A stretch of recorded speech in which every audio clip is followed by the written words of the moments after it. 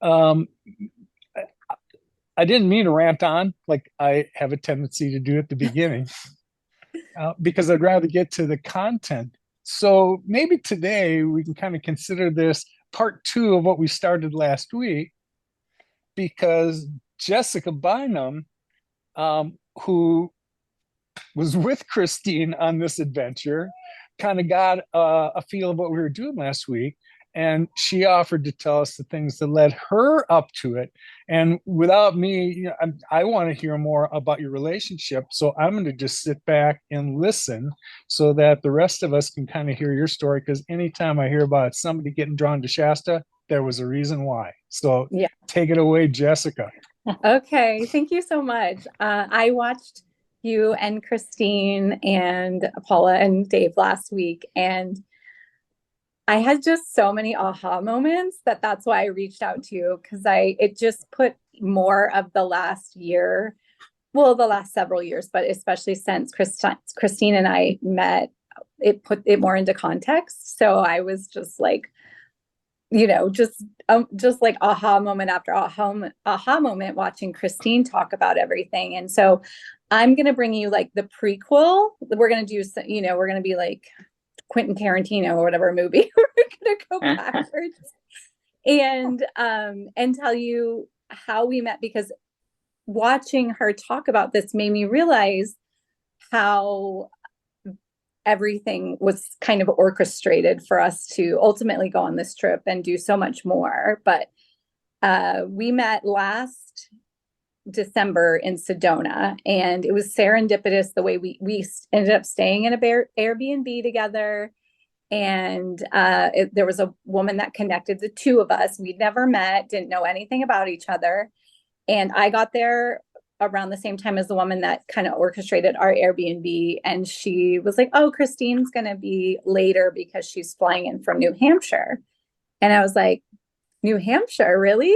I lived there for 17 years. That's so interesting. And it's a small state." It's kind of like, "Oh, that's interesting." Because I came up from Phoenix and just drove. So Christine gets there. We're just talking. We hit it off like immediately. And I start telling her what I do. I'm a holistic hairstylist and Reiki master. And she was just like, "Oh my gosh, you would love my hairstylist. She does this, she's all into organic products and clean living. And she owns a salon in Manchester, New Hampshire." And I was like, "Karen McNeil?" And she goes, "Yeah, you know her." I was like, "Karen literally hired me and trained me at my first salon. Like, I know her so well." So that was like the first, like, whoa, this is so crazy how we just ended up. And then I don't know, somewhere along the way, we're talking, and Christine's telling me all about her book. And I'm just fascinated by, she has several books, but we were talking about the Mount Shasta one. And I think I can't remember. No, I think I said I still was talking about, our kids and stuff. So I was talking about my daughter, Jaden, and Christine's like, "Jaden?" And I said, "Yeah." She goes, "That's the name of the main character in my book. It's a 14-year-old girl from New Hampshire," which my daughter's from New Hampshire. We're living in Arizona now, but spelled the same and everything. So that was another, we're like, this is getting weird, like so many synchronicities. We lived one town over from each other. Oh, she went to high school at the same high school as my ex-husband. There's just a lot of like, wow, and we've never met. Interesting. We meet when I live in a different state and we meet in Sedona. So um at the retreat the next day or so, we were chatting and someone comes up to us and she's like, "Oh, how long have you two been friends?" And we're like, 18 hours maybe. They just couldn't believe it because it just was so natural. It really felt like, "Oh, I've met this person before." Um so we've just stayed connected through that. We've talked more than I talk to most of my friends. It's just been so fluid. And so I've kind of been with her through her book, saga and getting her rights back. And I was just like holding space, like hoping so much. I thought she would, but I just was like hoping that she would. And then she was ready to go to Mount Shasta. And I had originally thought she was going to go with her husband. So I didn't even offer. And she's like, oh no, he doesn't, this isn't his thing. He wouldn't want to go. And I'm like, I'll go with you, because I had a client I met probably in 2018 that lived in Mount Shasta for about 3 years. She had some health issues and she got the call to move to Mount Shasta, completely reversed all her health issues, left there. She had a yoga studio there for a while. She left feeling vibrant and healthy, and just knowing me and where I'm at in my life, she's like, you have to go there. Like, you will just love it so much. If you love Sedona, you'll love it there. So I'm like, let's go. So we just kind of made it happen, booked our plane tickets. We're talking on the phone with each other and made it happen. And so about a week before we're getting ready to go, I just kept getting like instantaneous healing sent to me. Like, I do Reiki. I've given and receiving a lot of Reiki. It was Reiki. Like, it felt like energy healing it was just out of nowhere. I would just start to feel this like kind of come over me. And I really was like, first I'm like, is this from my Kundalini yoga teacher? Is this, like asking all these things, and like Mount Shasta just kept coming into my head. Like, this is like in preparation for you to go. So I was actually very enjoyable, because I was just like, okay, whenever it happened, it hit, and I just like let it happen. So then I made notes so I don't go too long, because I can also ramble and talk a lot. So that happened about 3 or 4 times the week leading up to it.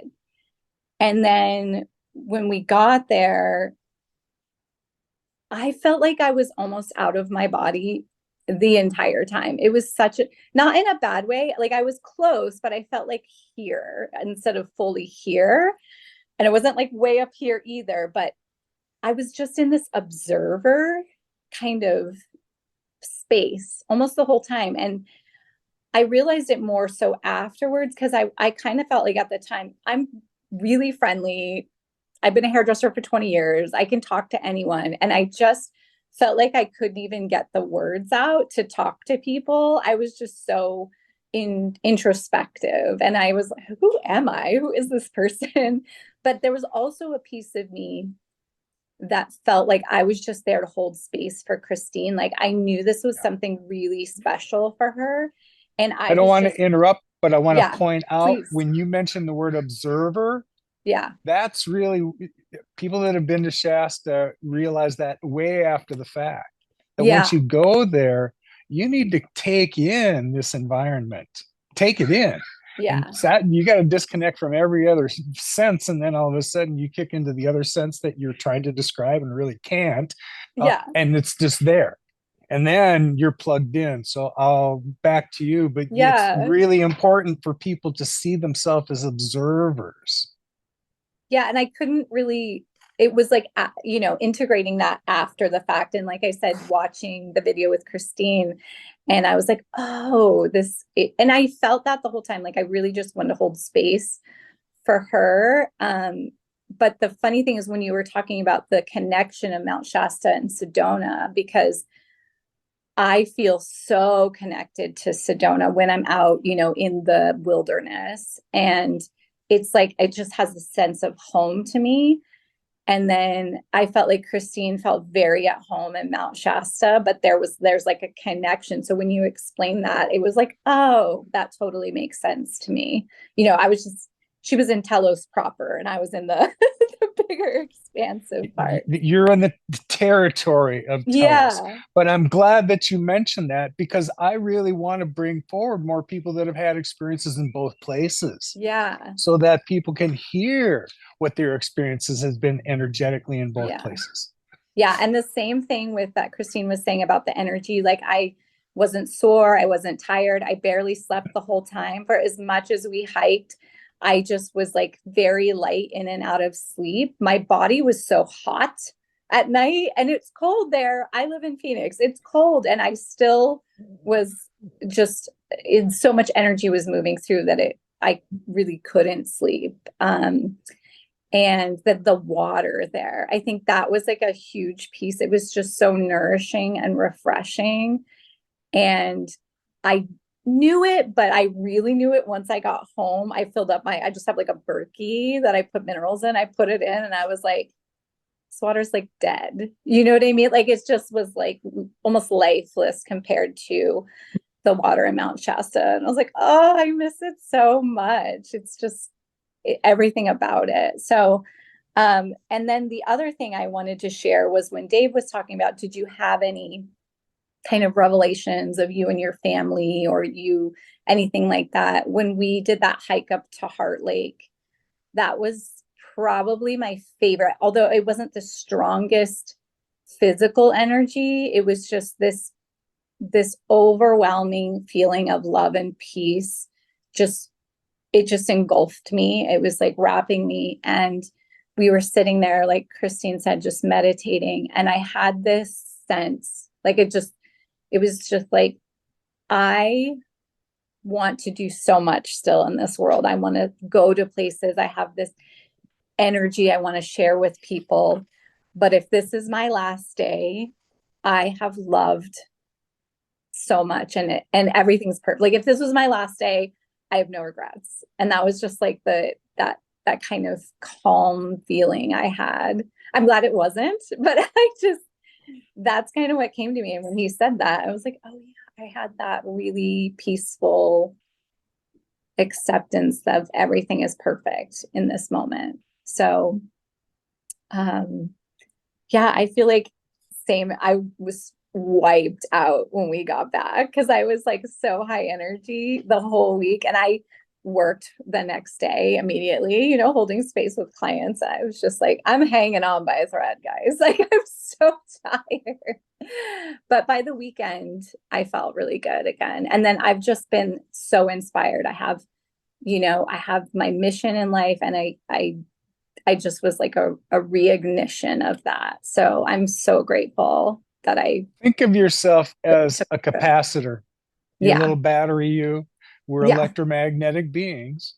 And so when you get in a super high charged environment like Shasta, that's why you just keep running like an ever ready battery. You're Yeah. the bunny while you're there the entire time you're there.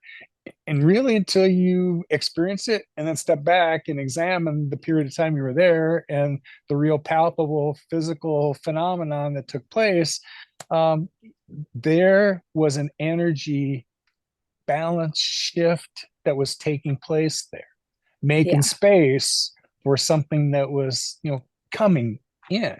So yeah, there's some purging that was done.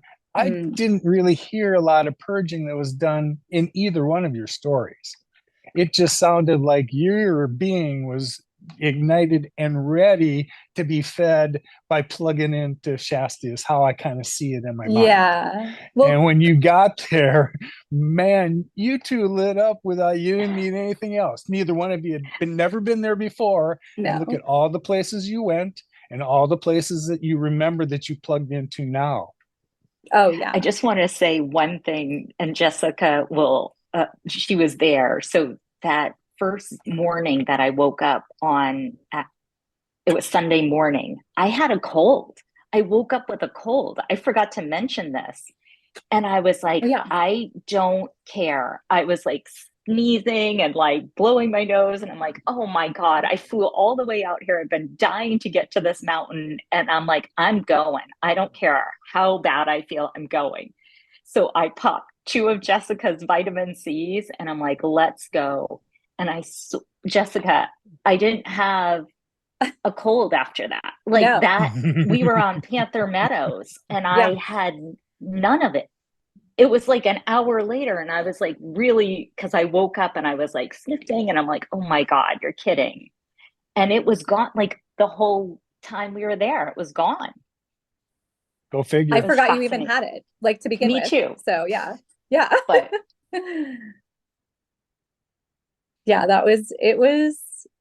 I can't, like Christine, I'm like, I can't wait to go back. I'm like looking, like, when can I go back and spend a little more time? Because we did do a lot in a short amount of time. And I know, what I was going to say to you, Lowell, is Christine and I both are practitioners of Kundalini yoga. And so we are constantly working on ourselves, there's so many other modalities too, but this one for both of us is super powerful. And so I think we've both done a lot of purging, before this. So, and it's not like, I'm sure I still have plenty to let go of, but I think we'd set ourselves up for to be in a good spot of just really, taking in the goodness of Mount Shasta. You tend to draw in, what you draw to yourselves. And Yeah. I listened to your intent here. I didn't have to listen to you for very long, where I can tell you where your heart is and what you really want to accomplish.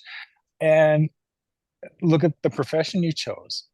Yeah. You're here and you understand how to move energy and to assist other people. So if that's not a service to others person, then I failed to see, who they really are. Yeah. It's just wonderful to hear.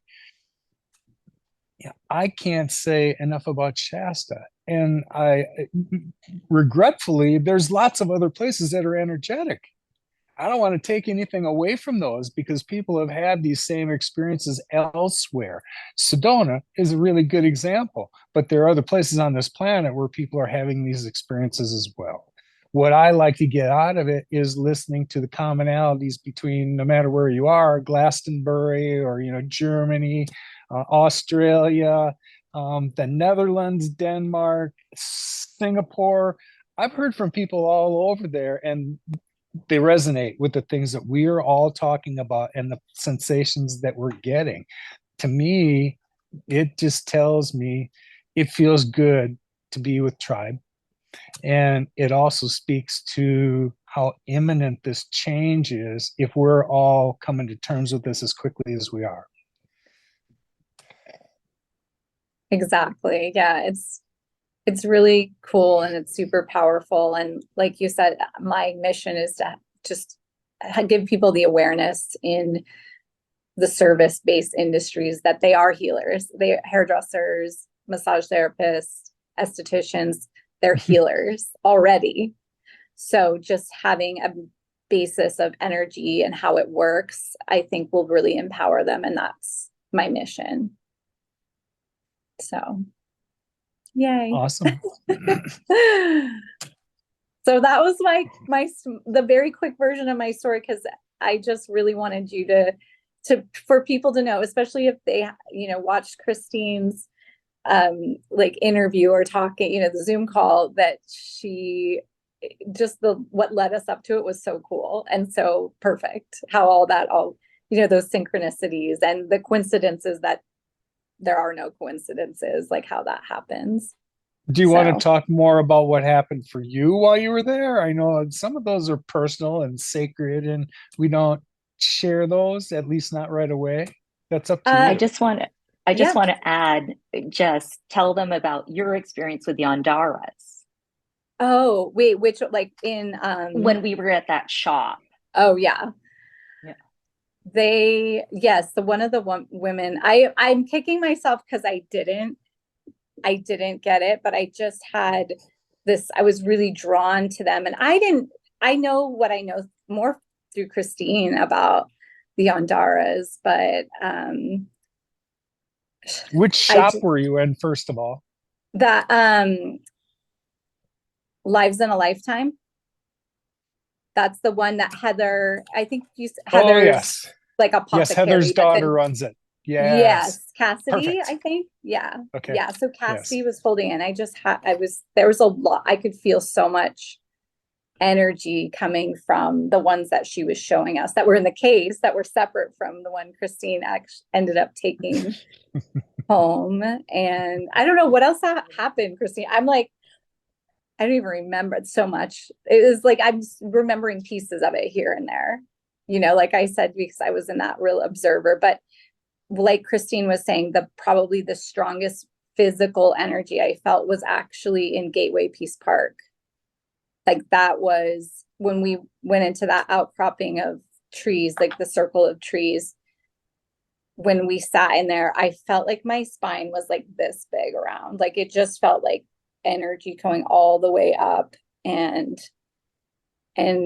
I think we got so much. That was probably where we got a lot of the physical energy from that we took with us. So I'm glad you said that for others, because to me, that's where I start most days. If I'm yeah, gonna, meet someone and we're gonna go spend time on the mountain, we meet there first. yeah, And when Christine and I were talking about the other day, there's two sensations that take place while I'm there. One is, I usually nest myself by the labyrinth over there and, get some lavender and, kind of play with it. yeah, And I get my grounding. But then you know how many little subsections there are there. You just find another one that's so energetically charged that, oh, okay, something's going to fill my capacitor before I yeah, leave. So you grounded yourself first, Lowell, so that you could receive whatever it was. But you're right. Every time I go there, every time. That's why I like to start my days out there. You just leave that place with something you got while you were there. yeah. And we felt so blessed that we were the only ones there the whole time. And I It think was we a little actually got chilly. there at 6. Yeah, we got there Yeah, because I looked at the times afterwards. I think we got there at like 6:40 a.m. yeah, And then we were there for probably an hour. I'm not really sure, but at least, yeah, I sent Lowell some pictures from that garden, and that's where he in the lavender was the Sprite that I sent you the picture of, because you're like, yes, that's a Sprite, Christine. yeah, And then when we were at that pole that says, may peace prevail on earth, yeah, that section is where Jess took a picture of me, and it was kind of like I was in the background, but there's all this light and there were orbs. There were 3 main orbs coming down through that light. So that was super powerful. yeah, But what I was going to say for Jess is that I was like, because she was like, we should do Kundalini yoga training. And I'm like, I feel like we're so spread thin. Like, you have your goals, I have my goals. If we keep doing all these trainings, we're never going to get our goals done. So I'm like, I think the next thing I need to do is go to Mount Shasta. And she's like, me too. I'm like, no, you have to focus on your goals. This is my goal. I don't want you like getting away from. And she goes, Christine, this is something I have to do too. So it was just one of those things where we were talking about it. And I'm like, I'm not flying to LA to do another. I'm a yoga teacher. I'm a Reiki master.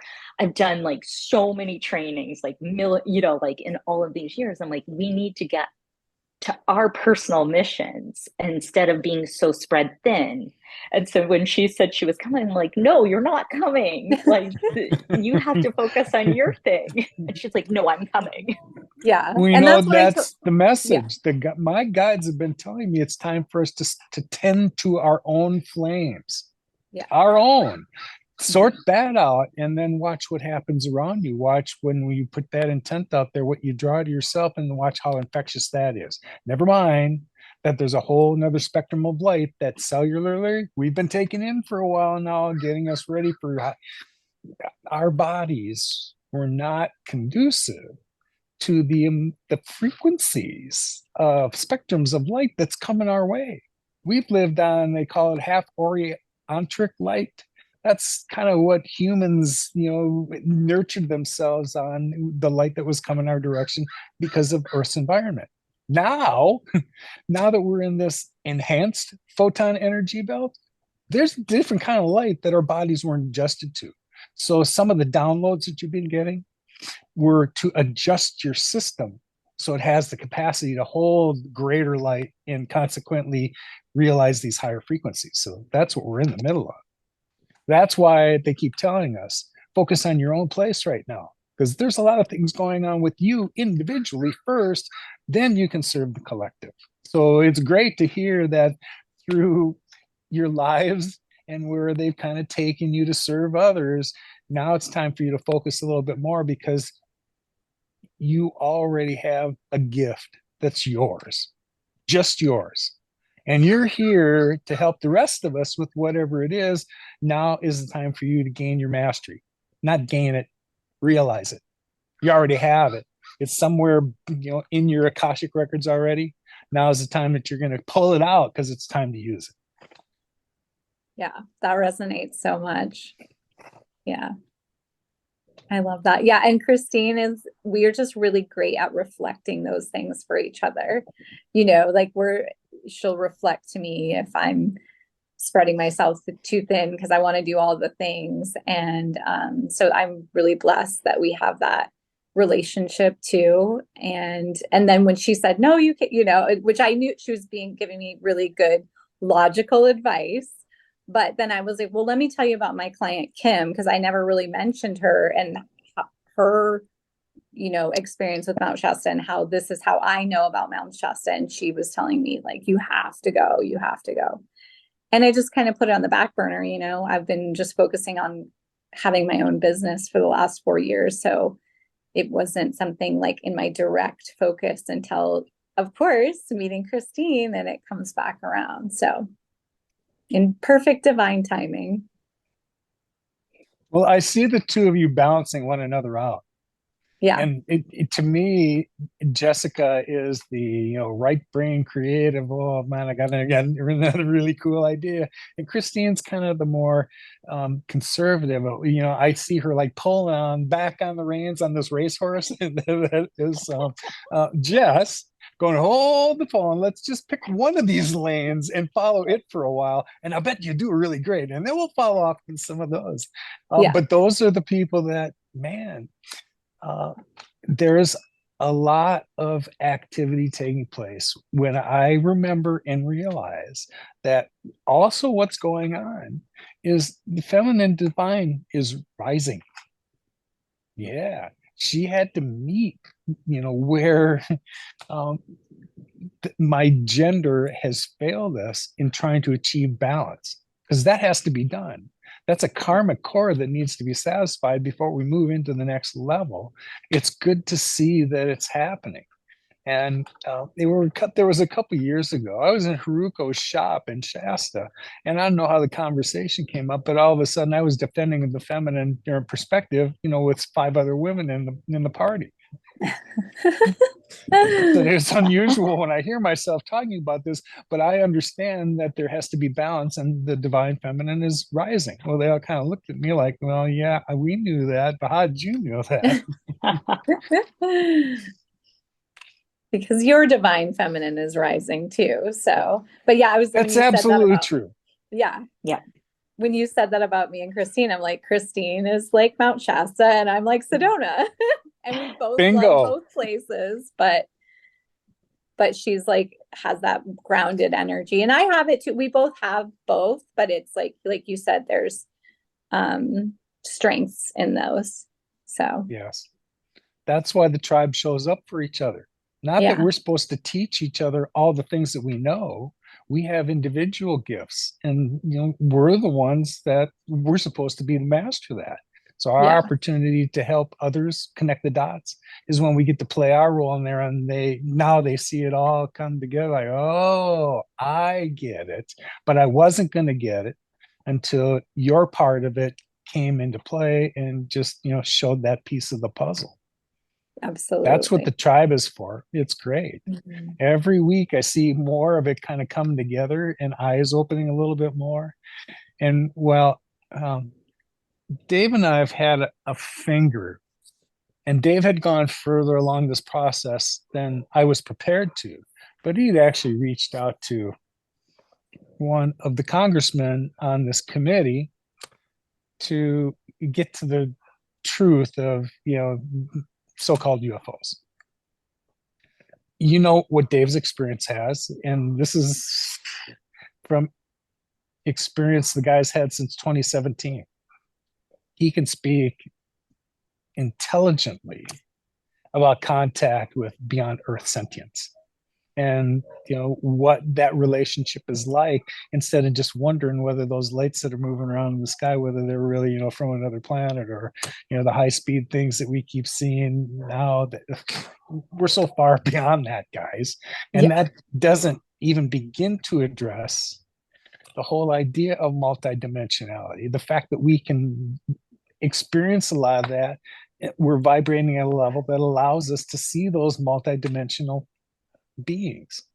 Then that should be a reminder of all of those that are here on the planet in inner Earth, which has been there a whole lot longer than we've been thought, trained, ignorant of.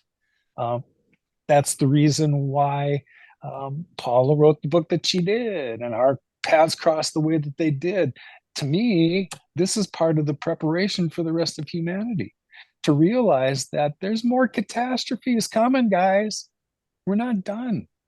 Earth is not finished. Moving into her new frame of being. That's why there is more earthquakes, tsunamis, volcanic eruptions, strange weather fluctuations, and a string of sun activity that we've never seen before. All of that is in preparation for what's to come.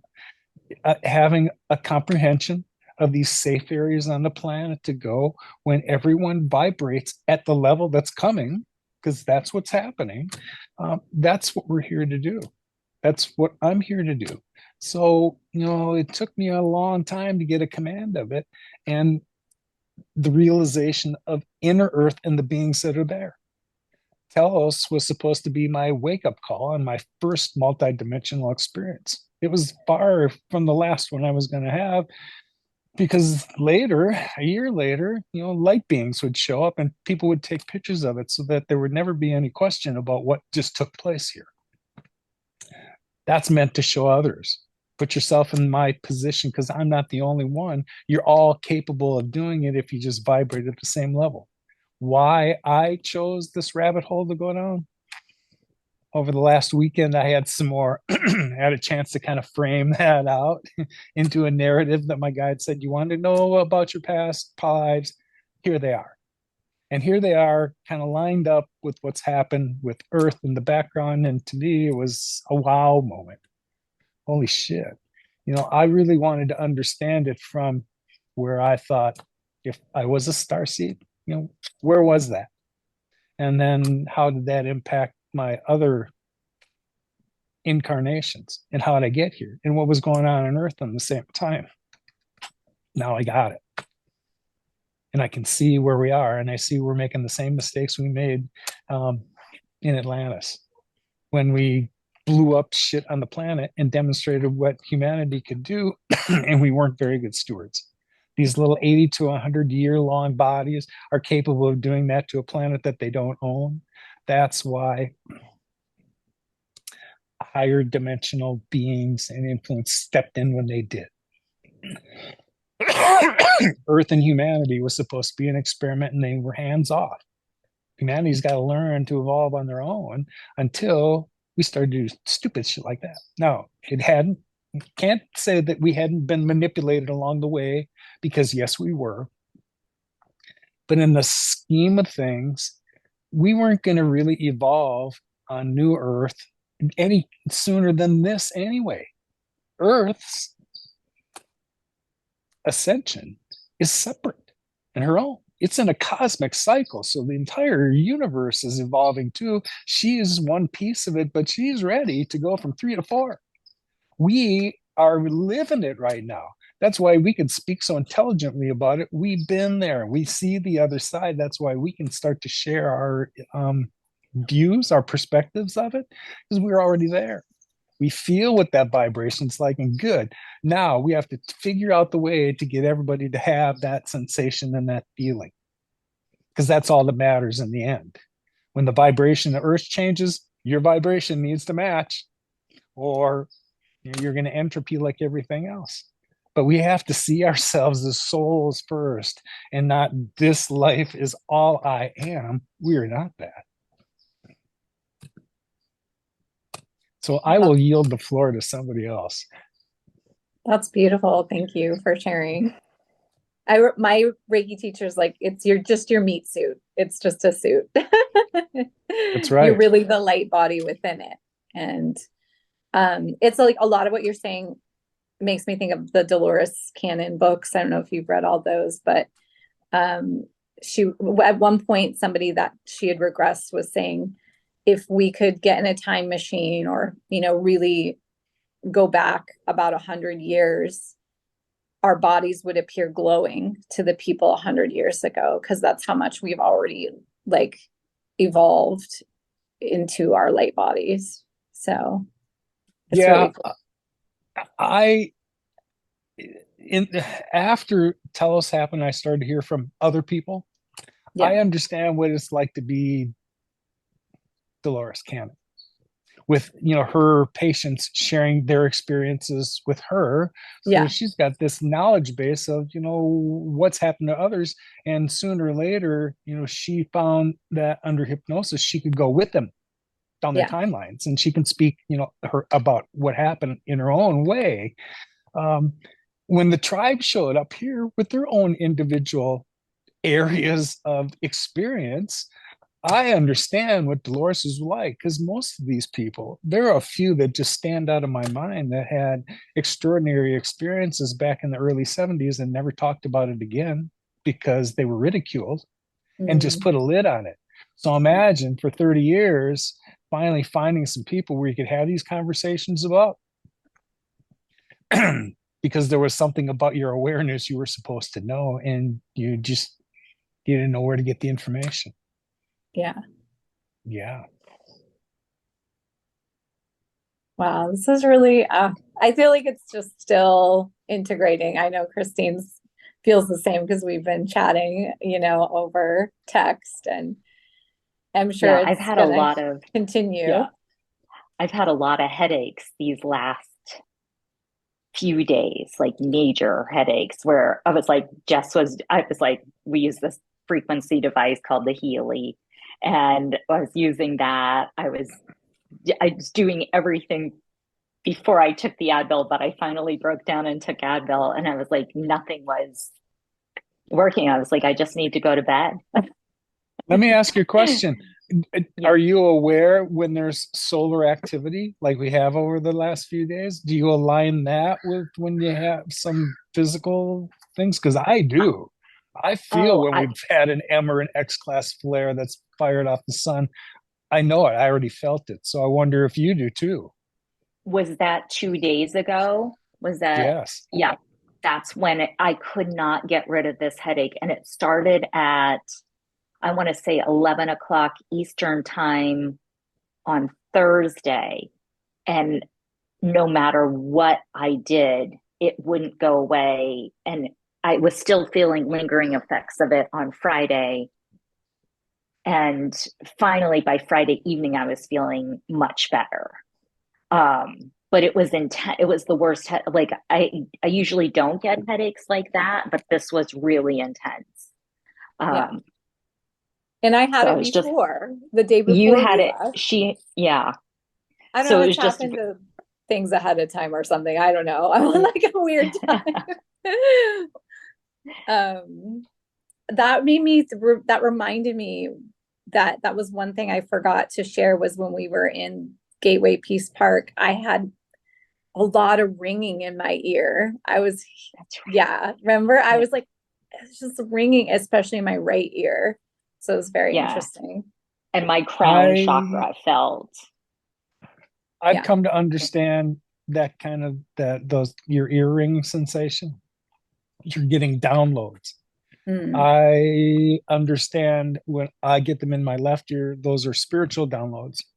And then my right side is I'm getting physical downloads. So, like that That makes sensation sense. I was telling you about, those cellular changes that are taking place from you're going from carbon to crystalline, in the background.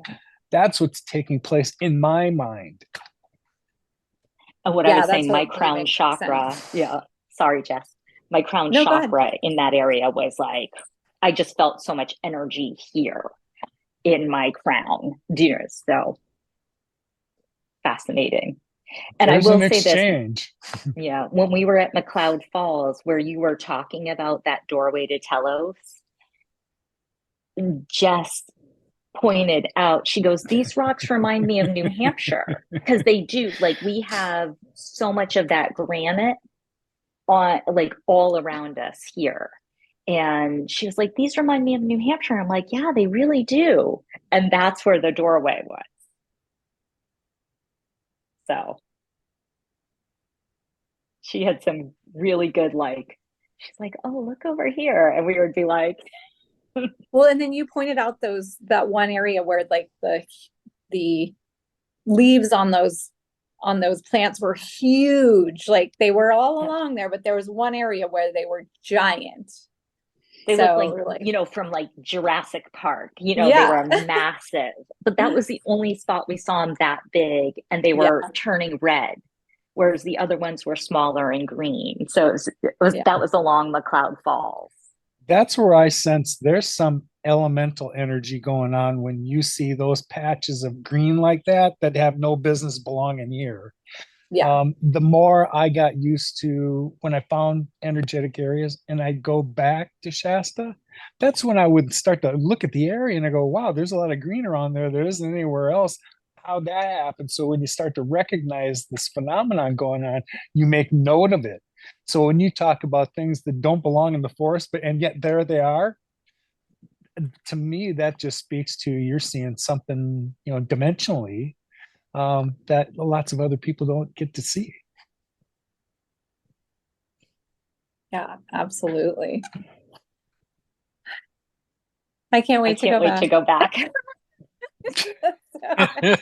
You almost said that in unison. Almost. Almost. We're in 2 different time zones. It would have been close, Right. Yeah. Well, Paula, Irene, you have some insight?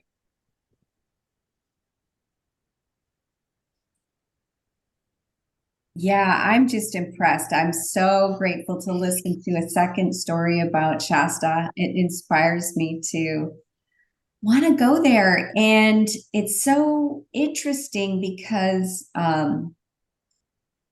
when I was inspired to write my book, I didn't know anything about Shasta. I didn't know anything about Talos. And I have a question. So when you were in this area and you were feeling the feelings that you felt, do you feel like you connected in with like anybody from Talos in particular, or you just felt like the positive energy that was just exuding from the mountain and the area itself? Just you can go ahead and answer first. Oh, okay. Yeah. For me, I just felt I thought maybe I would feel that, but I really went to Shasta with no expectations. I was like, I want to be open to whatever I'm supposed to see, whatever I'm supposed to receive. Show me what I need to know. And mine was the energy.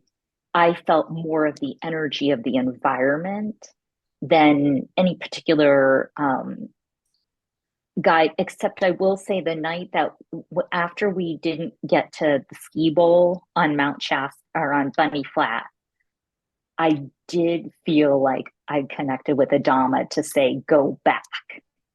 Okay. That night when both of you want to go back. So I'm shocked I want to go back so fast. Like when I went to Sedona the first time, I went June of 2022. I wasn't like, I have to go back immediately. And I was going back for like a yoga retreat, and I went back in December, and that's when I met Jess. But it wasn't like I'm like, I have this burning desire to get back. But I am shocked at how badly I want to go back, and it's so quick. I'm like, yeah. So Jess, you go ahead.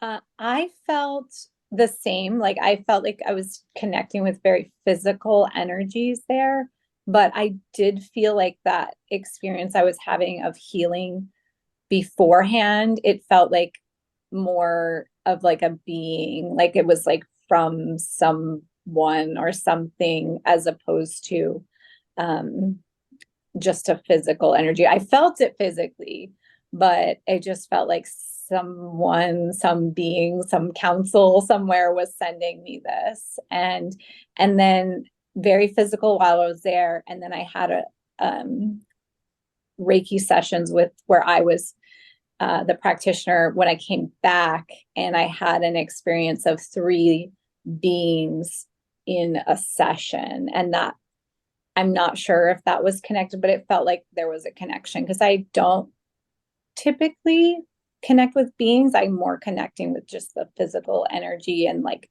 flashes of insight that come in. So yeah, that's my experience. Yeah. That was the night that I was like, remember, I was like, I felt a deep release and letting Yes. go. And that's when Adama was like, go back to Skeeble. But I was like, that was like, I was like in and out of a dream. It almost felt like, so I'm not sure. But Jess, you had another insight that you had shared with me about you and I. You were like, Oh, yeah, yeah, go I ahead. just Yeah. felt like we definitely have spent lifetimes together, like there's no question, but it's almost like I felt like I was in service to Christine at one point, like an advisor or something. I was like, you I was just, like, you're my equal. We're all equals in yeah, Telos. but in Telos, yeah, but it just felt like that was like on that like advisory space holding position there. And then I'm like, maybe I was in Sedona and I was just like an emissary for there. I don't know. I just had this, that's like, I just had this feeling like I was just holding space, but it was very multidimensional. It wasn't just in this time and space. It was like through multiple times in space, if that makes sense. It just felt beyond just what we were doing physically in Mount Shasta at that point. So And some I of was those like, things, I kept going, we're not there's no hierarchy. Like, yeah, well, there is, but everybody on, like, from what I understand, the council does everything for the highest and best good. So there's no, like, I'm better than you. So when she said that, I was like, I wanted to make that clear. I'm like, if that's the case, we're still equals no matter what. yeah, Everybody is an equal and contributing equally. So, but it Yeah. was just an interesting vision she had that I wanted her to. yeah. Well, almost like we're just like I said, like I just, and maybe it's just that I was a visitor, you know, that I wasn't my home, but I was a visitor. So I don't know. Yeah, it's fabulous insights. And I would love to, I felt kind of drawn to, I'm starting to feel more drawn to Mount Shasta. Um, what's interesting is when I started writing my book, and I've shared this with Lowell a couple of times, I had no idea about Talos, Mount Shasta. I mean, Mount Shasta was a place in the United States. Like I didn't have any connection to it. And then all of a sudden, I had what you had as an experience where they started communicating with me. And I feel like when they start communicating with you, I wonder if you're not physically drawn there eventually. I do feel very drawn to Sedona and have had dreams where I'm somewhere inside those beautiful red rocks and I'm looking out. I'm looking out into, so I'm like behind the rocks, but I have this beautiful like 360 view outside of the rocks. And so it's interesting that Sedona and Mount Shasta are connected in that way. And it feels like they're calling us to them, doesn't it? Like, okay, it's time to start coming home. And you start getting prepared mentally and physically wherever you are. And then at some point, I guess you're drawn to there physically. But I'll have to say, like, I live in Austin, Texas, which is a very cave system area. I've been drawn to certain areas in Austin where I live that are cave systems, and I can hear them speaking to me saying, there's lots of places that we have access that are portals. And so that's interesting because I can feel their energies in some of the areas closer to here as well, kind of in the hill country and things like that. And this place called Enchanted Rock we have close by. I've been going there for years as my magical place, and I'm kind of discovering why. So I just love your stories. It's just so interesting and it's so inspiring. I do feel like I'm going to make my way there. We'll see. But yeah, Lowell, I couldn't agree with you more. With the book that I wrote, I did not know this information about kind of of course, the nuclear weapon had such a huge impact on our storyline. That it's like, oh, if you're going to choose to use this magnificent power for the purposes, because 100 years ago we did have the opportunity, we could use this magnificent power for the purposes of creation and helping humanity, pulling people out of poverty, in a really beautiful, magical way. Plus, we did not have the capacity to use fossil fuels the way we have for this long. Like that, we needed to shift to that very quickly, to this, electromagnetic energy field. And what's wonderful, because when I was writing the book, it felt like it was just so far out there for me. I guess I'm like you, Lowell. I had to integrate it in. It's taken about a year to integrate the information into my system. I feel the same way. My book is like way out there.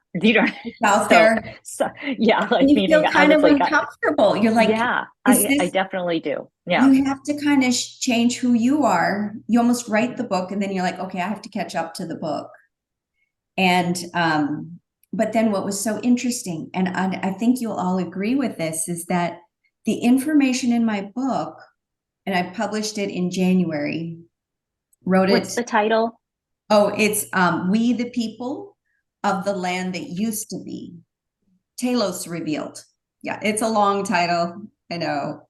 It's hard. But We the People of the Land That Used to Be, Telos Revealed. But what was crazy about it is that I was kind of uncomfortable about promoting it. And then all this stuff started coming out in June. So I published it in January. And then in June, all this stuff started just flowing out that matched the information in my book, which I was so shocked about, because I thought, oh gosh, it's conspiracy theory, la, la, la. And here it's the insiders from the Pentagon that are saying the same things in my book. But this is what and then also what happened in July or June or July, who is it? This Dr. Stephen Greer released a documentary calling The Lost Century, which is similar to the information in my book. But what they don't talk about is nobody's talking about beings from inner Earth. Have you noticed that? How can that be? They're all the way that's down a good question. Yeah, they're not talking about, is it almost like blocked from their consciousness, or what? What's going on? Let me tell you, I discovered something, I think in the past week. I don't know how I came across this YouTube, but there were two of them, and it was reporting on Russian immigrants who were here in the United States. Both they're called the Roarers. Have you ever heard of them? Husband and wife. No. Had incredible psychic gifts, and they were convinced. This is back in the 1930s. Convinced of Shambhala, and had convinced President Roosevelt, FDR at the time, convinced him that finding it was of value. His Secretary of State, and I can't remember his name, he was about to become vice president later, would fund this expedition. So he and his wife and his son went off knowing that they were being followed by British, Russian, and American spies. As if they ever did find this, they wanted the inside scoop.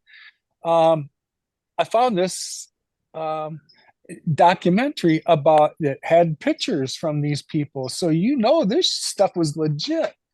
And after the first visit, they had disappeared, I think, for a 7-month period with no word. Found out later that some of that time was spent was it a Tibetan prison camp? And they survived. But anyway, they went back a second time after, some people called the mission was failed and, nothing really came of it. Well, they didn't really talk about what did come of it. And they were interested in sending them back a second time. So the awareness of Agartha and what is beneath us has been around for at least that long, and it was recognized by senior officials in the government before the government went the way that it did, because this was prior to us blowing up the planet with nuclear bombs. Somehow there seemed to be reason for this expedition into spaces in Earth. Now they really didn't put that into, although the Roarers had psychic abilities and that vision of the Earth and its conditions. I don't really think that anybody was seeing this from a multidimensional perspective then, nor was anybody seeing Agartha was more than just what you thought was underneath the Himalayas, that there's a network of these cities that have been occupied for a while.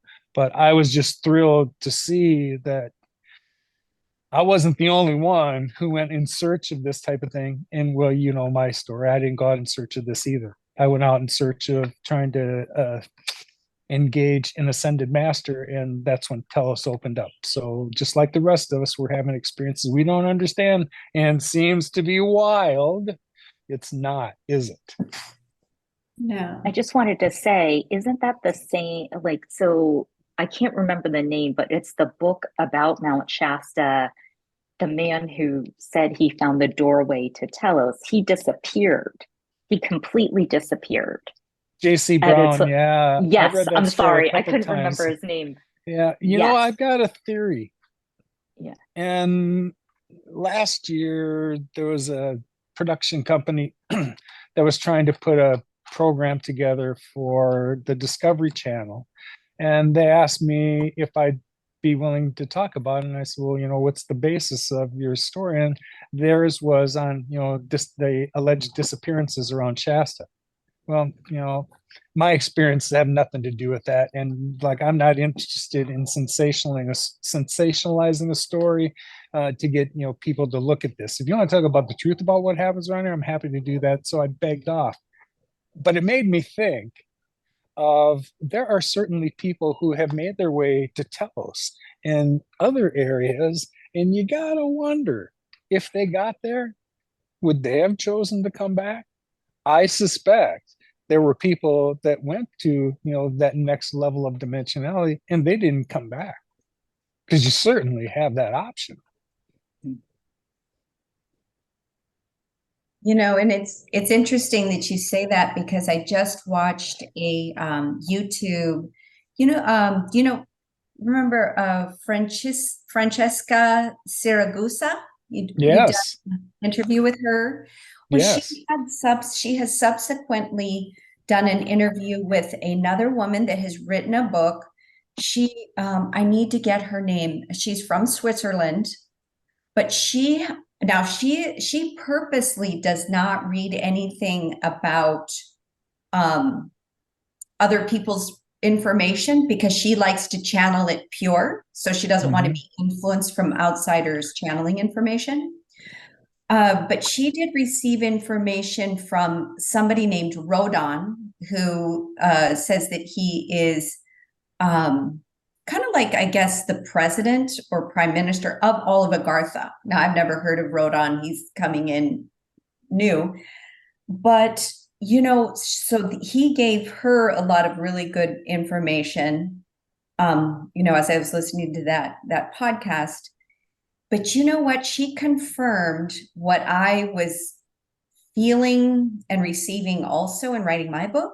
And that is that people are going in, all of Agartha has been created through some being ready during their own catastrophes to go in.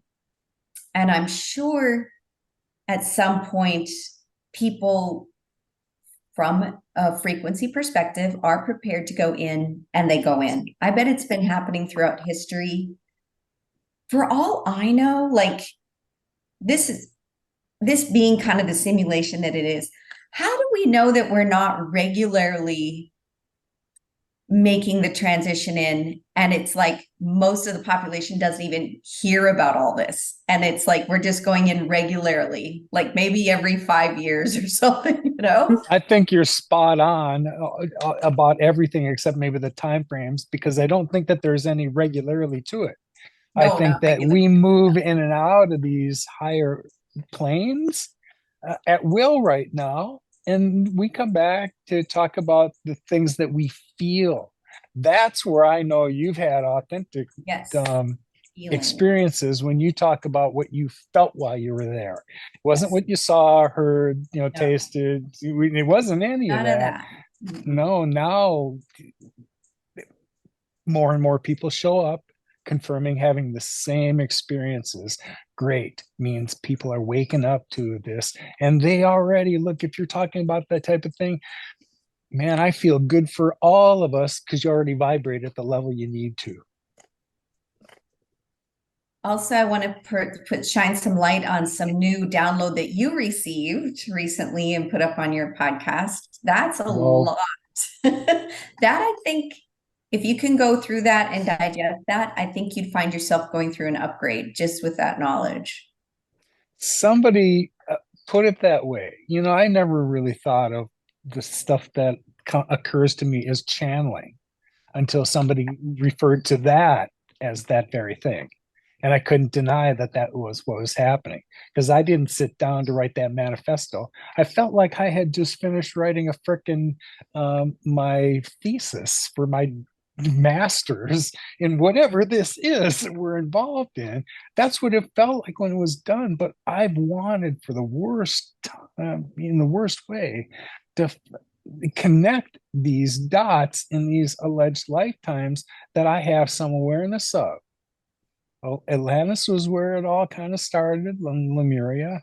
And then, I knew I had Pleiadian roots, and that's what I was starting to research first. Tell me what Pleiadians are like and what influence they've had and, what they were like. Anyway, it all kind of grew. And over time, I had read Judith Kussel's book about why I was born in Africa, which a lot of that content about the development of Earth to begin with is rock solid in her books, her illustrations, all that. They resonated so much with her, with me. I'd heard her in a podcast talking about a lot of these things, and I just kept going, yeah, yeah, yeah. Finally got my hands on the book, and the book is laden with places where I highlighted things that resonate with me, because like the entire book did. Talks about ley lines and how that was all math the way that it was, how the land masses were so different. We want to project where we think these places were before, like Mu and Lemuria and Atlantis. We want to project them onto the globe as we know it. None of the land masses were like that back then. Mm-hmm. The earth had inverted more than once, just like we're going through right now. So there's pole shift that's in our future. We've been through that before. We just hadn't happened while humans were like this. So it's going to be staggeringly different, but it's coming. And all it is we're moving to the next level of evolution. We came to Earth and we're hanging on for all we're worth until we get there. But man, passing from 3 to 4 has been a bitch.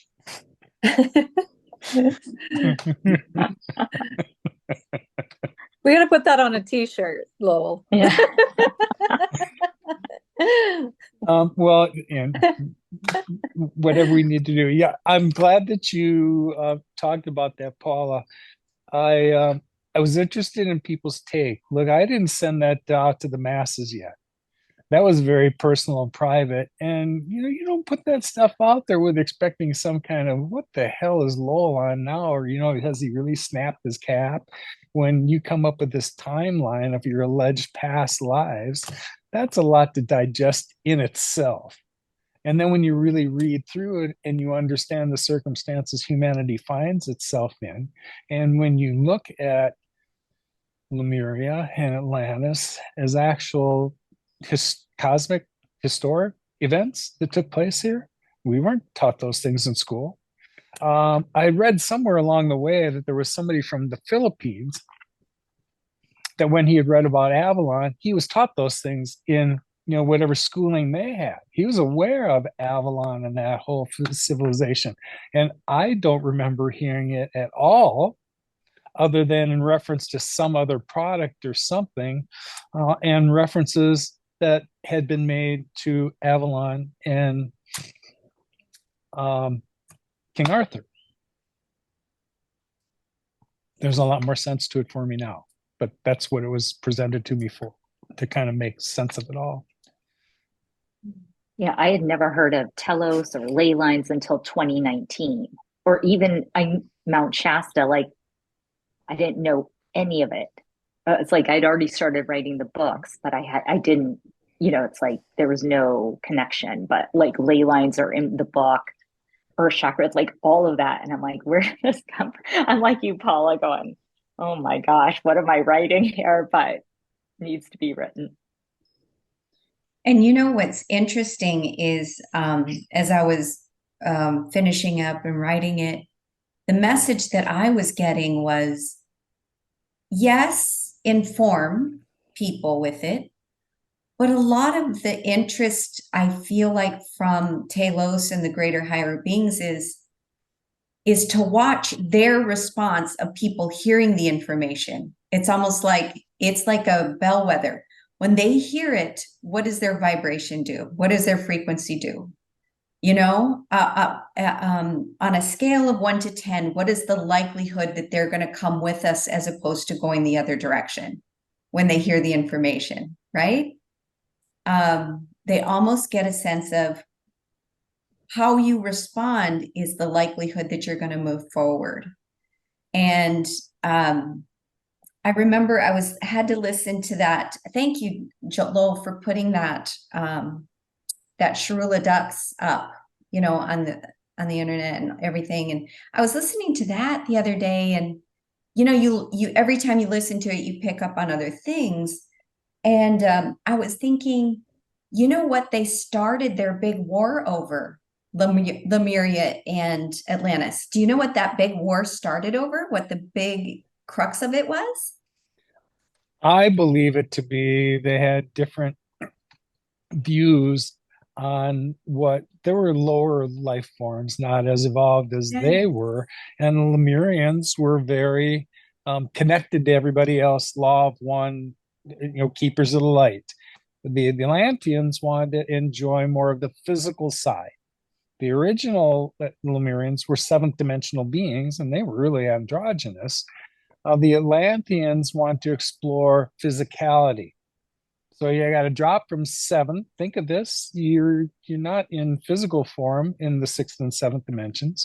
So you got to drop to fifth dimension. And when you drop to that ability to hold form in that way as a human, you also drop your access to all those realms above you. Yeah, that's gone for now. So I got to learn to live in this fifth dimensional environment, which, let me set the stage. It's a wonderful place. What you had access to and your capabilities, we're just scratching the surface on what we're imagining when we boost up to, the upper octaves of the fourth dimension, which is, here's where we're going right now. You're a skip away from the fifth dimension, because once your karma's, really sorted out, here you are. But all of your Akashic records and your abilities, all in your hands. So imagine that's what Atlantis was like to begin with. It flourished. The technologies they had access to were amazing.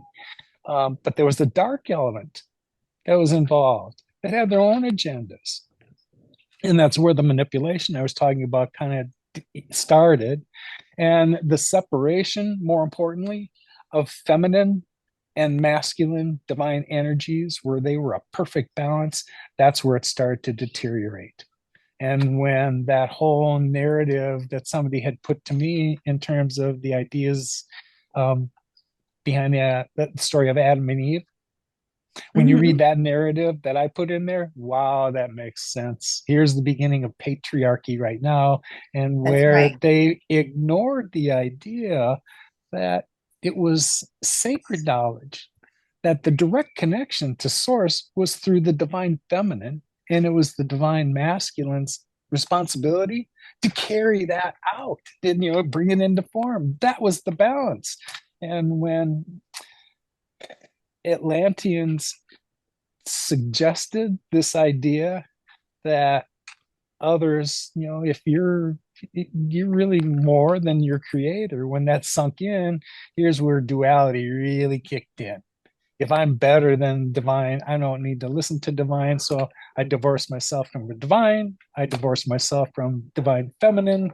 And where does that leave me? Well, now I'm interested in what gives me power or whatever in this third dimension. And so you can see the mess we got ourselves into, caused by a handful of people that, wasn't representative of everybody. I still subscribe to the idea that most of us understand the law of one and live here that way. We're connected to everybody else. And, part of me is inside of each one of you and vice versa. So why would I want anything to happen? We're all in this together, growing together. Knowing that all that chaos exists right now, I draw contentment and hope because I know what's coming next.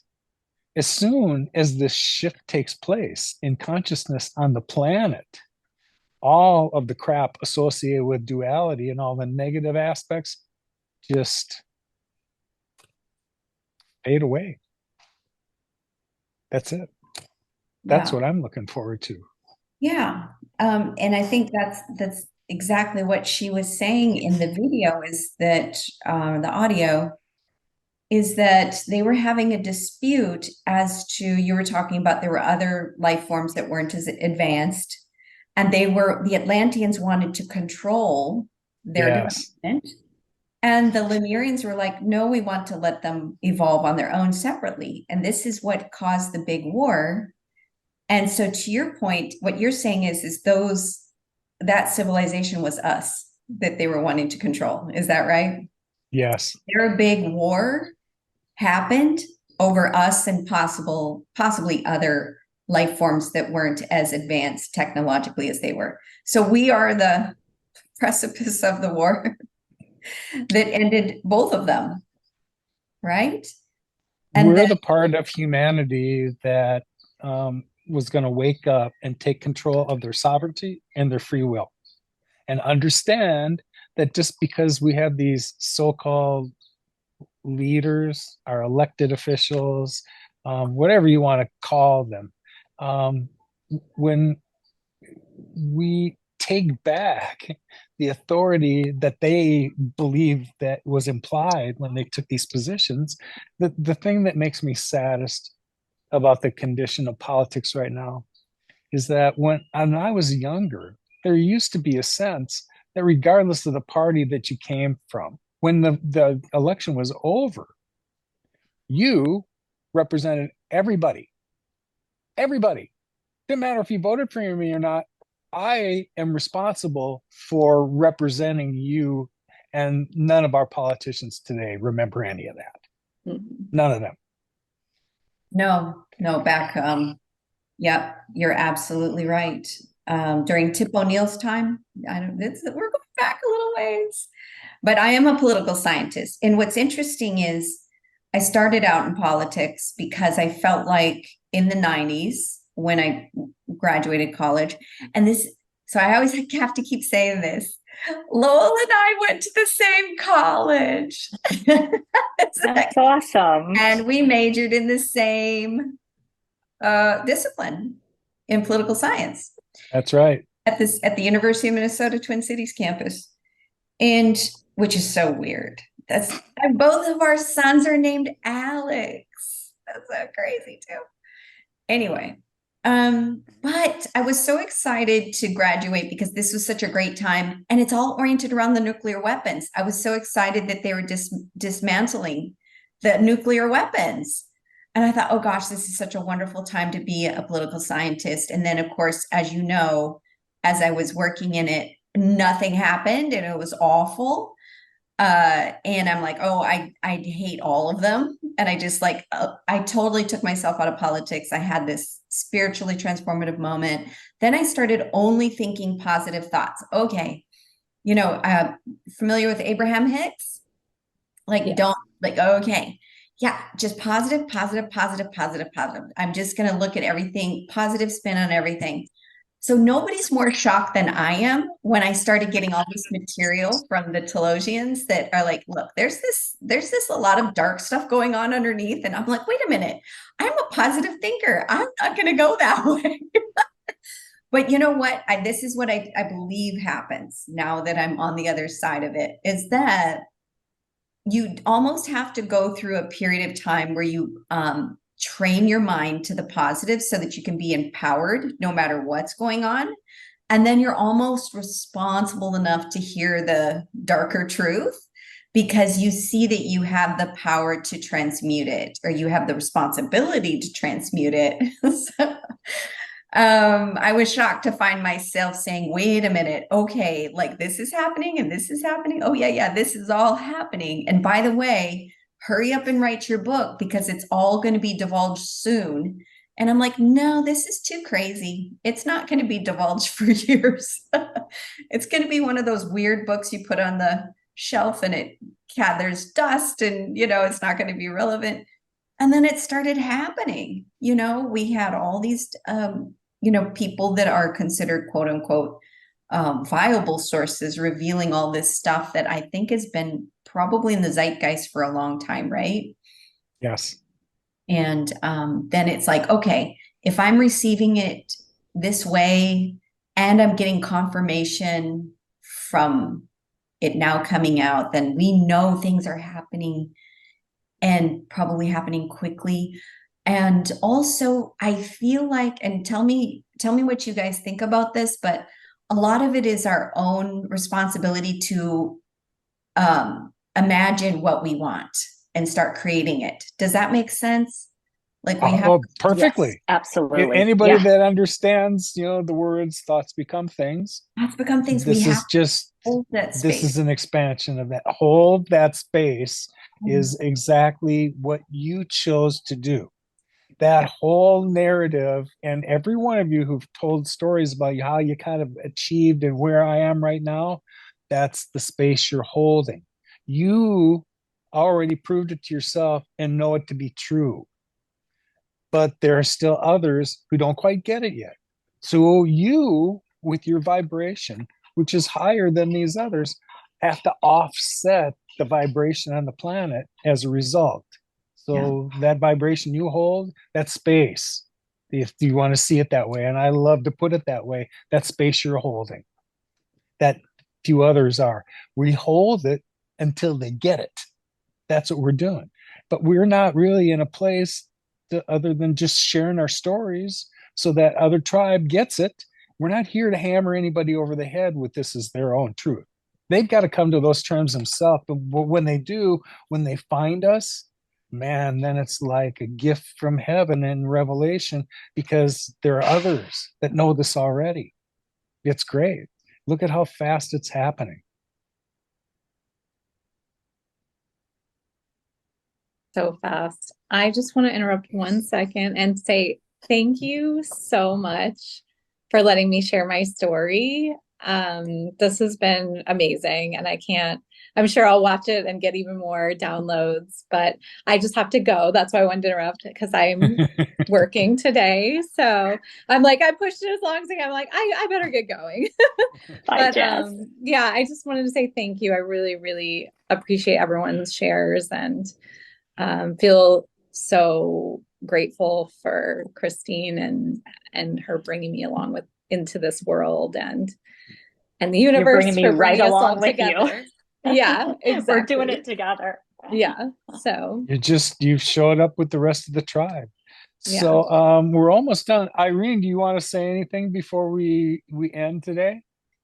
Yes, sure. It was a delight listening to all of you, because my journey started quite a while back in 1998 and 1999 when I first heard about Mount Shasta. And I'm from the Netherlands, and I was, it was a long time ago. There was hardly any internet. I did not know any books or anything. And I was just literally pulled there. So thank you so much for sharing your stories, because it really reactivated my role being there, still wondering why. And for me, I feel the most important thing comes to me, and it's been really always my really lifeline, because being extremely sensitive and hearing everything, that's literally hearing everything and not making sense of anything, truths being bombarded to you which you know it's not really true. So really, because there's layers of layers of layers. Let's say even the fall of Atlantis, the stuff in Lemuria, is because there was misalignment, there was evolution, there was interference. So even going in those I call it stories, because it's been an experience. So it's not to let it down, but it's been like an event full happening.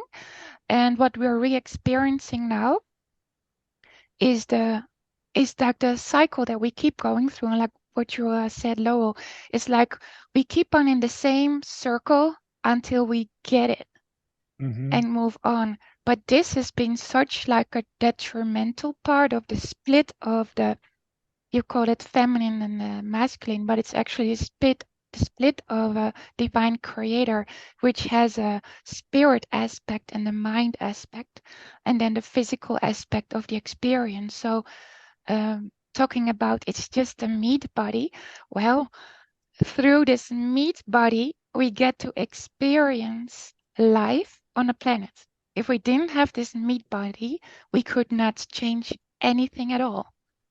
So I get a bit emotional right now, because we get to experience the worst of the worst that we ever experienced in the universe at this moment, and the highest of the highest. Having said that, there's something beautiful happening, like what Lowell is saying. It's such a precious moment, and it's already happened. So there's a part of us that's kind of already celebrating, but we still have to move through it, all of us together, each in their own trajectory. And it feels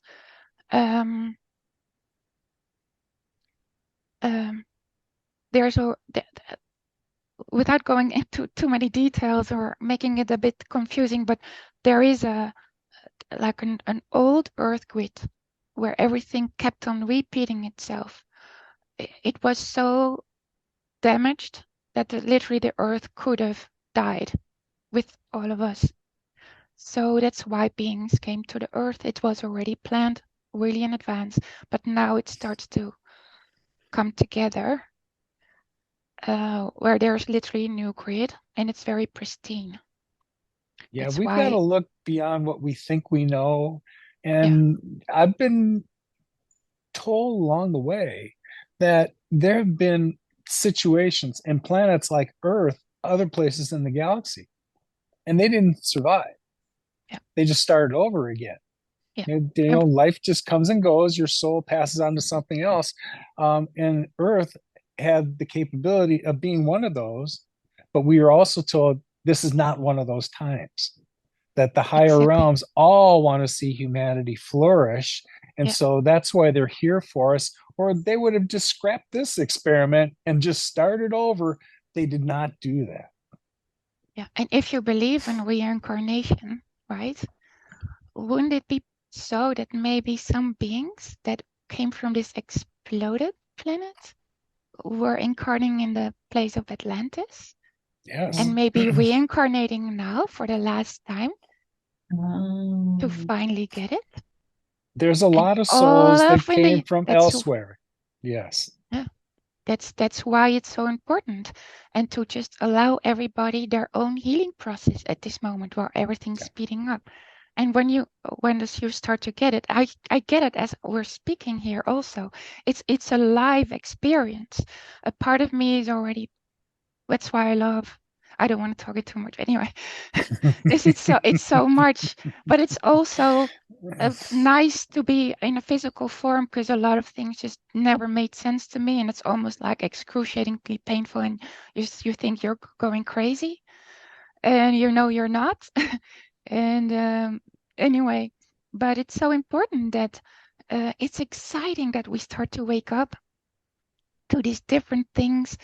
And yeah, and also it's okay to go through difficult times. At some moment you get it where this energy comes from, and you're not judging it anymore.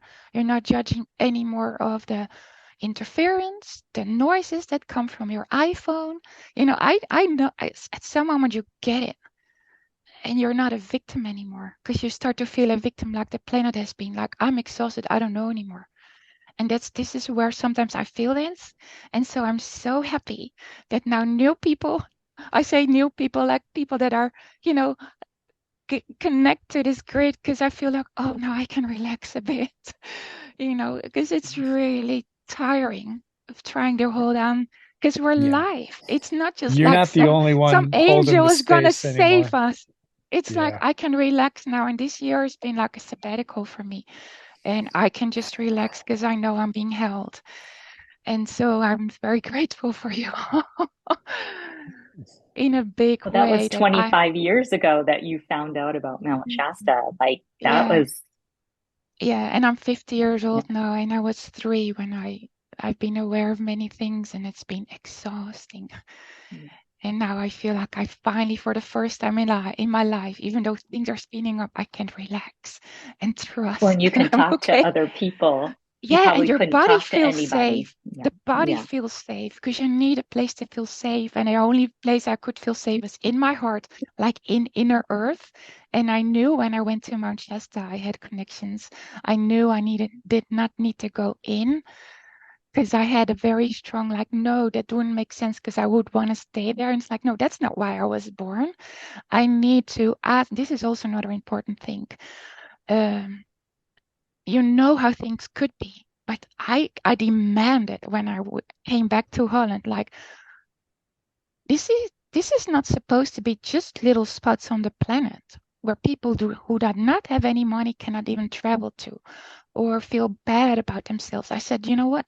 I command you come with me. And the day I came back to Holland, I saw the spaceships, and they were actually happy. I asked, and I said, I command this same light comes here with me. I don't care how we do it. And this is kind of like you're like a child. I don't know. I don't know how, but I command it. I don't know. I don't even know about creation. But I'm hey, glad what? you pointed that out, because what makes us think that only this particular section of the planet was ever going to have any kind Yeah, of communication with yeah, someone else? They're yeah, having this kind of interaction all over the planet. Countries and people that we're not even aware of are experiencing the same thing, that we just haven't met them and they haven't shared their story yet. But you got yeah, to imagine how much of that is going on. In my awareness, there's 4.8 million Lemurians crawling around the planet in some form right now, preparing for this shift. So how many other people are at another level of awareness, a higher level that we're unaware of? There's 8 billion of us on the planet. Yeah, yeah. we're not the only ones. Yeah, and I feel the greatest way, in a way, to assist is to really ask, what's your place in this? Even if you don't know, but this is where your line gets very clear. Why am I drawn there? What is my place in it? And then you become aware of your own amazing thing. And then it also uh, you start to really appreciate more other people. It really took me a while, because I got so annoyed with others and upset, but it only turned back to me, especially when you're in this vibration. I get sick literally myself. So I had to really find my way through all of it. And now the biggest thing, and I get it really more and more, is just to love and forgive. Really forgive, because you don't know when other people will wake up. Maybe just by you forgiving, you end a war somewhere.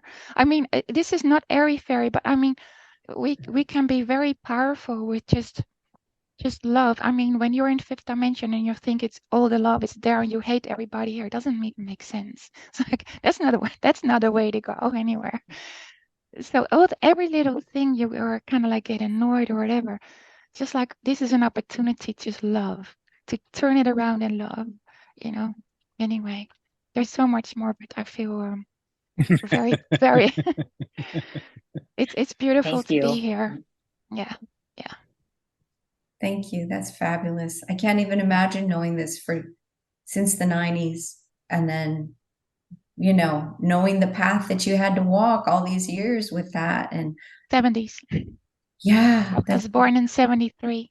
I oh, was and awake at age 5. oh, age 5, so longer than the 90s. 4. Yeah, 3.5 I was. Yeah. Wow. But hey, See, I was raised Pentecostal Baptist. So I grew up in Indiana until I was 11. And so I was taught all of this is evil.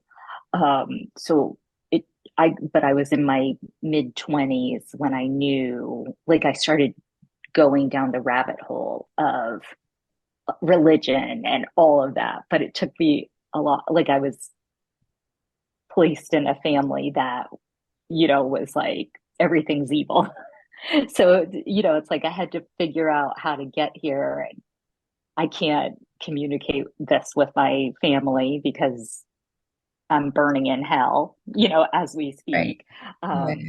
It's fascinating.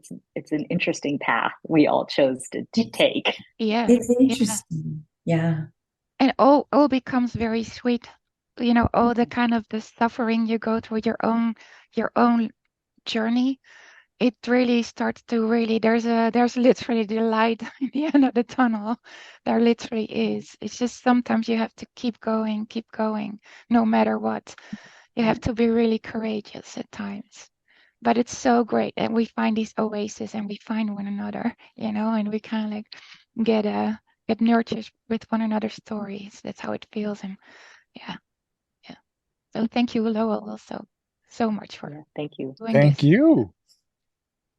I wonder if we won't merge a little bit, if there might not be some openness with like these, like you said, like the more fundamental side, I was invited to give a demonstration of mediumship in, it was an IANS group, so that's open. But then the person there asked me to maybe give a mediumship reading to her very like right-wing Christian group she meets with. What? Who suggested that? Well, the woman that's heading it up, but They might burn you at the stake. I know I'm a little, but the reading that I gave the woman at the IANS meeting was very clear and very healing and very unexpected. She was like, I haven't experienced something like that before. I don't know. I'm like, we'll see how it goes. We'll see. I didn't, yeah. So I did meet with the women not to do a demonstration, to just kind of see.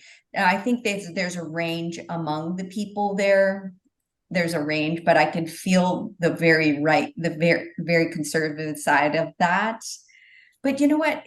We'll just see. You just don't know. You know Paula, what? When where you are they said gonna courageous, I was hear thinking that's courage.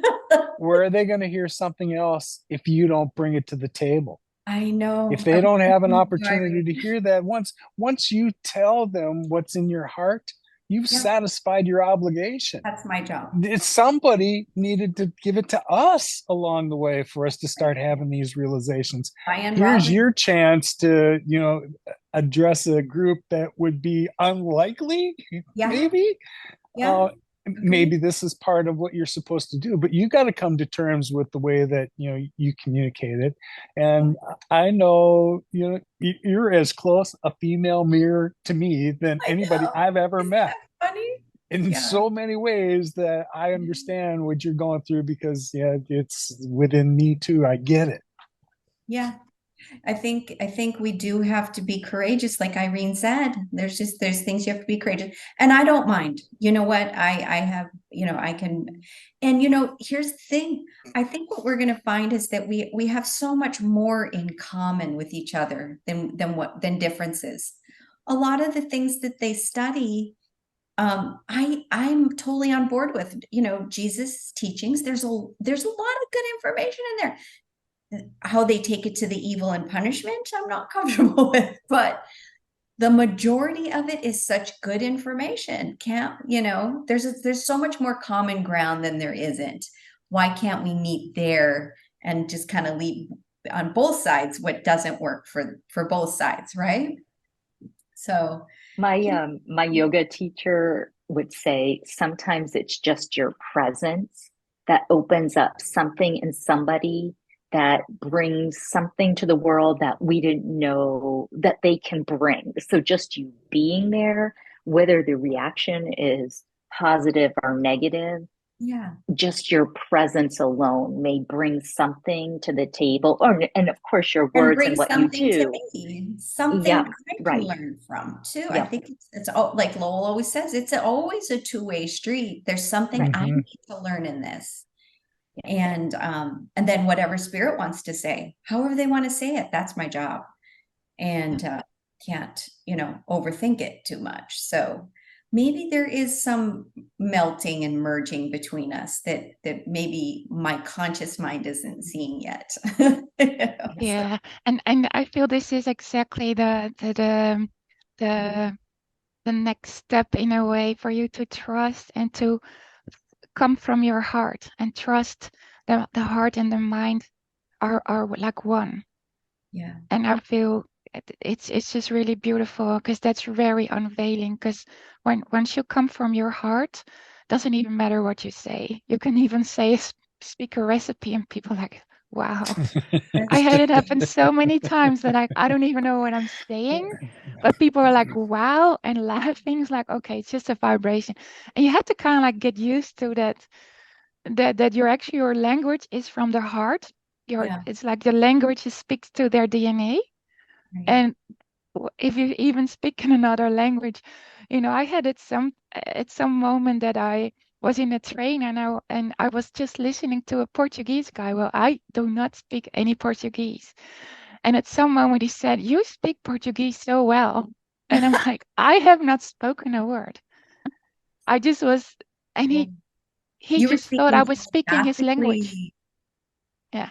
So Yeah, it starts to translate in their mind and they start to understand it. So yeah. if even in you speak to religious people, you'll find the words, trust you'll find the words that connect to their language. It's just Oh, beautiful. It just happens. Don't even worry about how it works. well, we're It's supposed to working. speak telepathically, isn't it? That would Yeah. overcome all language Yeah. barriers. Mhm. Yeah. Yeah. Yeah. Wow, Yeah. that's amazing. And Yeah. it's there. So it's kind of like once you just, okay, I'm just gonna go for it. I'll just be blank with no, I'm just gonna jump in. I kind of learned it as a child. It's just I just jump in and, if I make a mistake, it's okay. We'll deal with that later. So you're going to be like Lowell and also Christine and Jess and start your own lecture series so you could open this up to the world, right? I heard this from somebody on a podcast. They're saying, you know what? He said so many people, write books, and this was a channeler. It was a channeler of Pleiadians. She said, books are kind of the most inefficient way to get your information out. They're great because it establishes a physical thing because we're physical people. She goes, but my advice to people that have a message, take your book and really turn it into a video or a lecture system or something like that. She said there's so many people that she believes has so much to give to the world that they need to get out there, but books there's low readership. I heard that from Trisha Barker. People Yeah. are not really reading. They don't Your have audience is limited, and the more multimedia you can make your content, from your the more book. likely it's going to reach From your other people. Because yeah.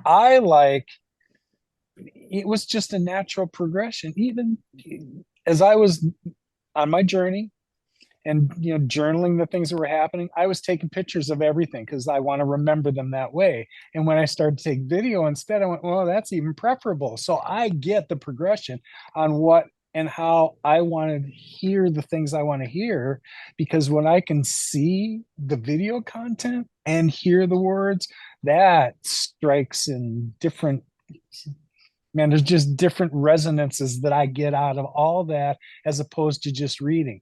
And up to the point at which I was starting to have this awakening, like 4 or 5 years ago, I wasn't a reader.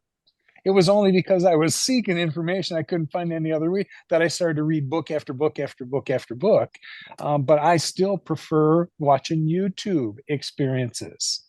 That's where I get to really sense whether the person on the other side is authentic. I'll feel it within the first 2 minutes and decide whether I'm going to listen to the rest of the content or not. And I've become really discerning that way. It took me a long time to listen to a lot of stuff. Somebody had mentioned Abraham Hicks. That was some of the stuff I had first resonated with when you heard how Esther was first, triggered by all of that. And it wasn't her. It was her husband that was interested in this and went to visit a woman who had connections to greater things. When they left that meeting, somewhere on the way home, they pulled under this, place on the freeway, and Esther starts to speak things that she knew not of. And so, she had to get used to the idea too first before she understood it was a gift that she was going to share with other people. That was what reinforced the beginnings of my journey, was to hear somebody like her and what had happened to her and how extraordinary that was. And then the profound things that come out of that child. Yeah. Yeah, right. There's something to it.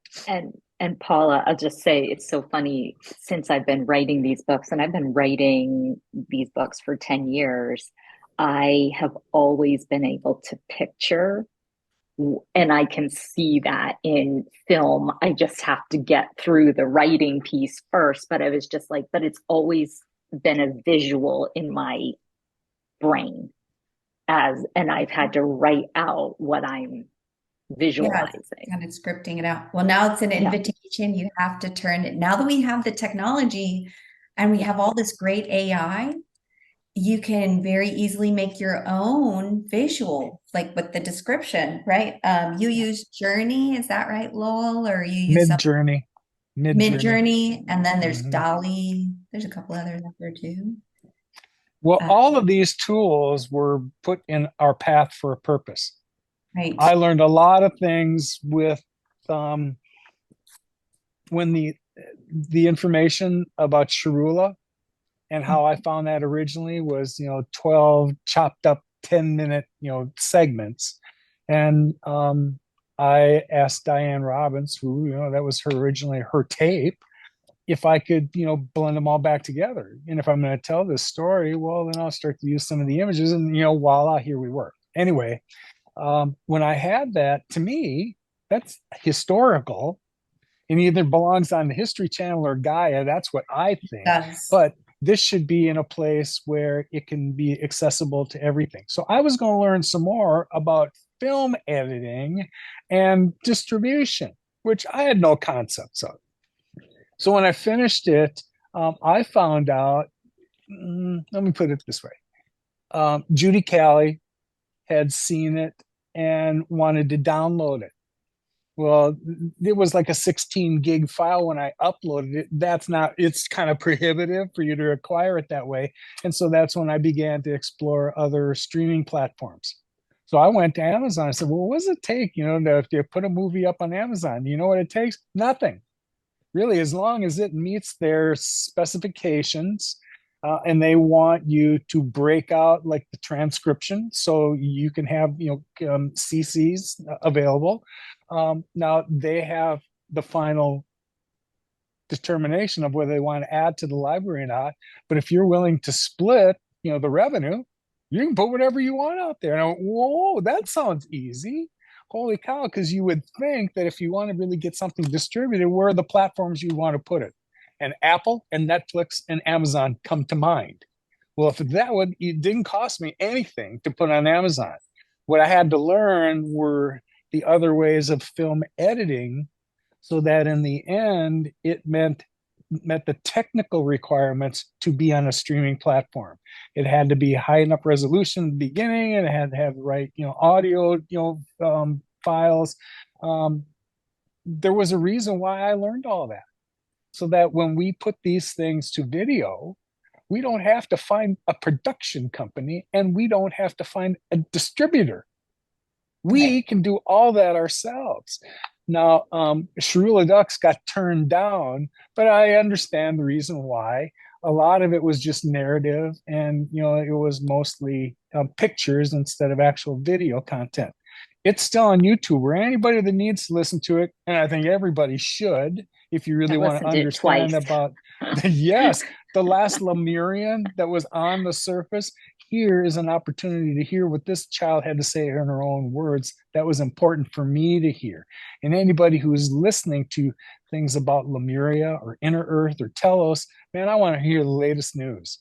If there's something new, I want to hear it. That's why it was put out there.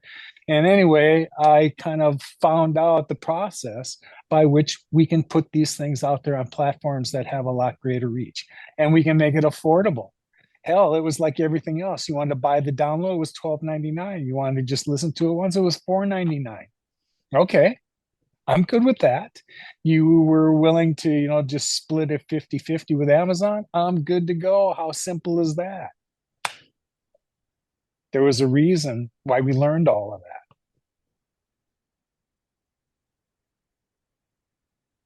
Yeah, I couldn't agree more. And like I said, I do think there's just so many people that feel inspired. They're getting this information. And books and videos and all these different ways are the ways to get it out there. Because, what this channeler was saying is that there's a reason why so much of us have what we have to share. And however you can get it out there, it's going to hit the right person. You're the right person to hit the right person with your information. So you have to take it seriously. Yeah, I agree. Well, any last words that anybody wants to share before we call it a day? Oh my God, we're almost 2 hours in. Wow. I just want to say thank you all for sharing so much. It helps me keep moving forward. So thank you. Perfect. Well, you should be a regular fixture here when you're not busy other Saturdays. Yeah, I was supposed to go to my son's tennis match, but it got canceled because of the storm. So it worked out that I got to come. Awesome. Yeah. Thank you, Jess, for being part of the tribe and for sharing your part too. Yeah, I appreciate it so much. I'm at work now. So thank you. I was just if you wanted to get more if you said you wanted updated information, that Francisca Siragusa, she has a YouTube channel. It was Paulette Raymond. She's from Switzerland. She wrote a book called Rodon of Agartha. And the name of the book is Reunification of the Populations of Inner and Outer Earth. He talks about the reunification process and stuff like that. So interesting. Something new out there. Yeah. Thank you. Thank you. All right. Well, everybody have a lovely rest of your day, and I'll see you all soon. Thank you. See you soon. Thank Bye. you. Bye.